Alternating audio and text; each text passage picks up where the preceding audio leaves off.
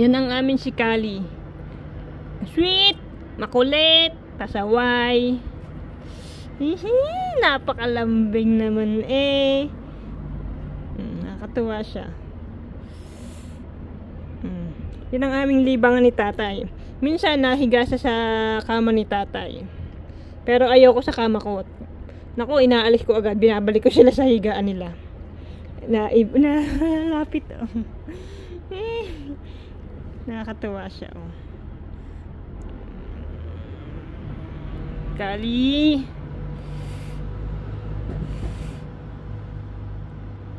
Kali. Nagpapapansin, nagpapalambing. Kali. Kaling king. Kali.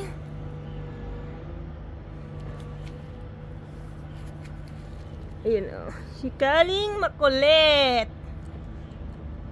Yan ang aming libangan ni tatay. Ang mga pusang makukulit. Kali. Kinakain mo ang damo? Bakit wala na bang pagkain sa loob? At pati damo kinakain mo na? Ha, Kali? Kali, shh. Shh. Pati ba damo kinakain mo na? Sasabihin naman ni Kali, Mommy, I'm not understand. Hindi daw niya naiintindihan. Yan ang aming mga libangan. Pusang makulit, si Ensong makulit, at si Kali, shh. Oy.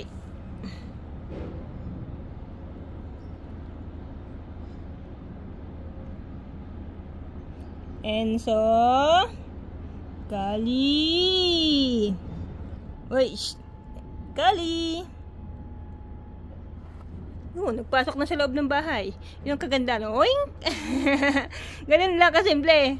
Basta meron kayong ganong pasokan ng pusa, okay lang yan. Yan, lalabas naman si Ensong makulit. Enso! Shalom! Shalom! Enso?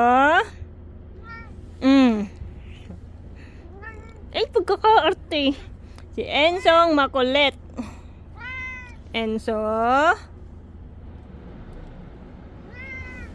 Mayas, ay, pati ba naman balahibo? Ay, talaga naman. Talaga naman tong si Enso, napakakulit. Enso? Yan ang aming libangan ni tatay.